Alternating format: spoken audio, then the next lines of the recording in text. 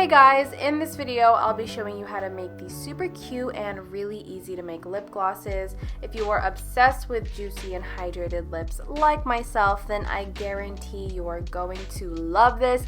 I've come up with 3 different ways to create these lip products, only using about 2 to 3 ingredients that you can find easily at home. But before we get started, you are going to need a lip gloss container, or containers actually, because we are going to be making 3 of them. You can reuse lip glosses that you've had before, like old ones. Just wash it, clean it out. I took the extra step of removing the labels with nail polish remover and a cotton ball, just so it can feel more customized to myself. I'll be removing the label on the lip gloss just like how I would normally remove nail polish.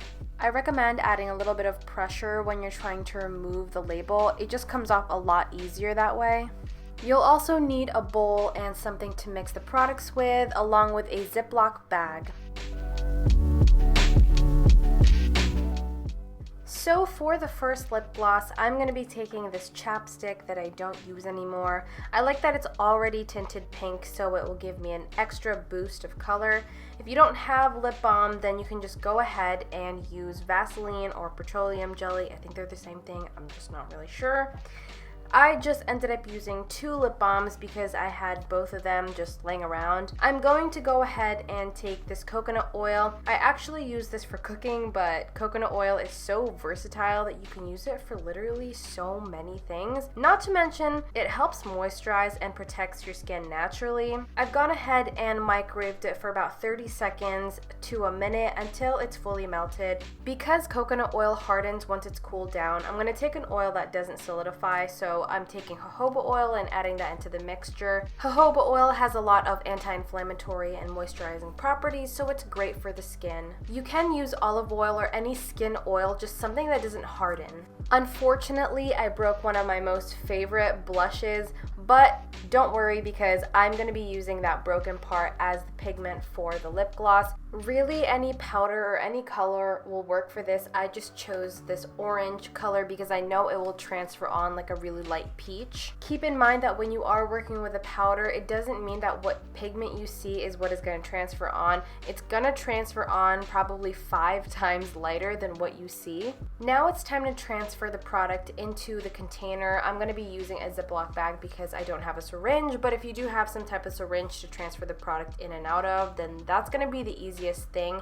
But I'm just taking the baggie and I'm putting a little hole at the end of it, kind of like if I were to be icing a cake, and using that to transfer the product into the tube. This process, I would say, took the longest and was probably the most tedious step. But like I said, if you do have some type of syringe, this process will go by so quick. We're just gonna pop back on the stopper and complete the whole lip gloss, and it is done and ready to use.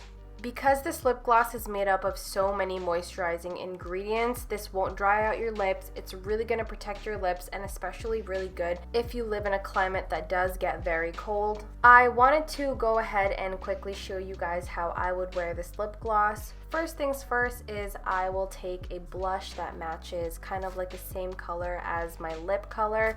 I'm going to go ahead and apply that. I went for a cute little peach color. I'm going to take a nude lip liner and line the inside of my lips, and then I'm going to use my finger to feather it out.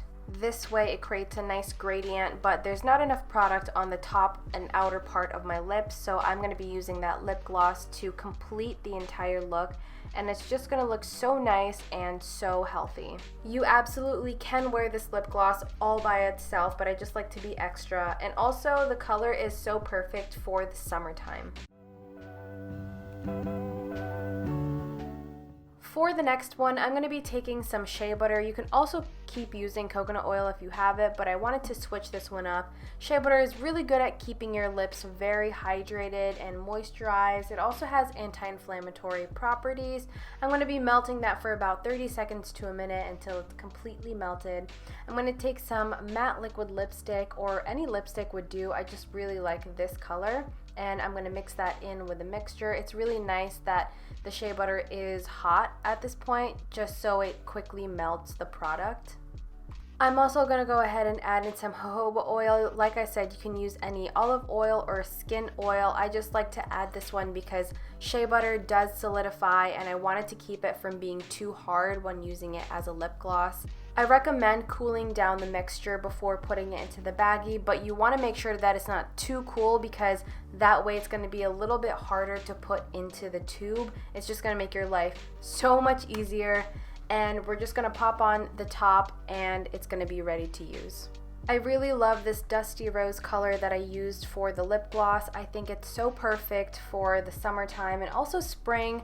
I'm gonna take a blush that kind of is similar to the color of my lip product. I'm gonna take some matte liquid lipstick and put it in the inside of my lips and use my fingers to feather it out just like I did with the first one. And then I'm gonna top it off and adding it to just around my lips with the lip gloss, and it's just going to add a really nice youthful and fresh look. This combination probably has to be one of my favorite out of the three, but it's so hard to pick because I really love them all.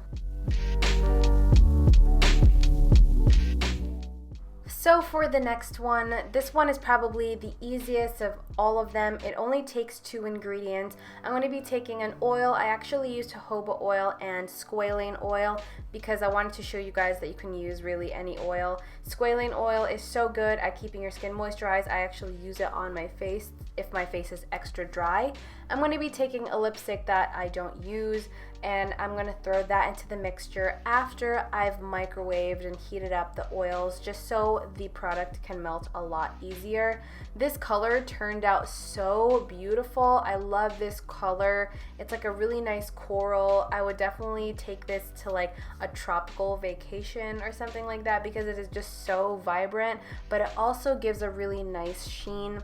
I'm going to go ahead and put it into the baggie, do the same few steps that we've been doing. After that, it's already ready to use. It is really that easy to make. I love this one so much. I love the beautiful sheen that it gives me, and also has a little bit of like glitter or I don't know, like shimmer to it or something. I know I keep saying this, but this gives me such spring and summer vibes. I'm going to go ahead and clean up my base.